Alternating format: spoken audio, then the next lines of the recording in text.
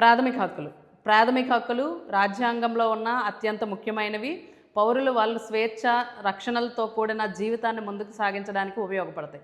ఈ హక్కులు కొన్ని విదేశీయులకి కొన్ని పౌరులకు వర్తిస్తాయి. అయితే పౌరులకు వర్తించేవన్నీ విదేశీయులకు వర్తించవు. అవేంటో ఇప్పుడు చూద్దాం. పౌరులకు మాత్రమే వర్తించే ప్రాథమిక హక్కులు ఏంటి? ఆర్టికల్ 15.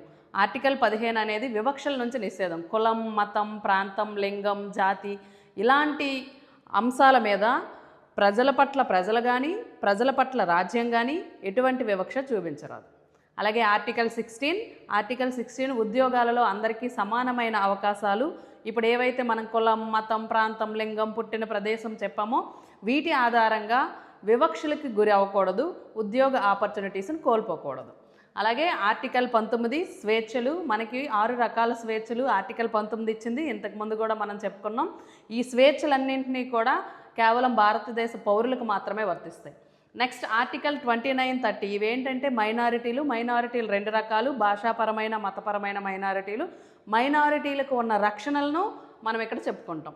ఇకపోతే ఆర్టికల్ 326 ఇది ప్రాథమిక హక్కు కాదు, కానీ ఇది రాజకీయ హక్కు, పౌరులకు మాత్రమే వర్తిస్తుంది. ఎన్నికల్లో పోటీ చేయాలి అంటే పౌరులు మాత్రమే చేయాలి.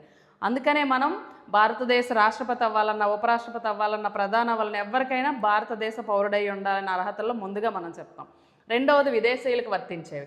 ఆర్టికల్ 20 అక్రమ అరెస్టులు లేదా వాళ్ళే సాక్ష్యం వ్యతిరేకంగా చెప్పుకోమని నిర్బంధించడం ఇలాంటివి ఏం చేసినా అది పౌరులైనా లేదా విదేశీయులైనా ఎవరికైనా సమానంగానే వర్తిస్తుంది.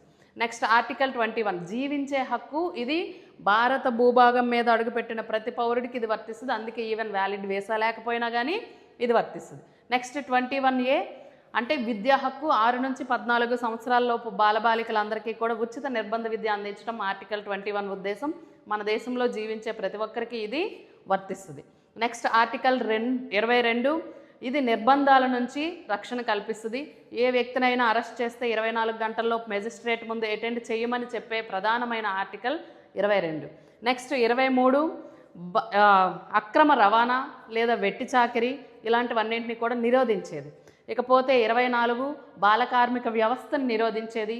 14 ఏళ్లలోపు పిల్లలు ఎవరు కూడా ప్రమాదకరమైన ఫ్యాక్టరీల్లో పనిచేయడానికి వీల్లేదు.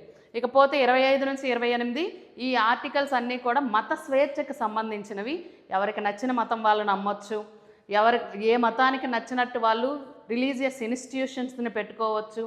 అలాగే ప్రభుత్వం ద్వారా నడపబడేవి కానీ ప్రభుత్వం ఎయిడ్ ఇచ్చే విద్యా సంస్థల్లో కానీ ఏ మతాన్ని ప్రమోట్ చేయకూడదు.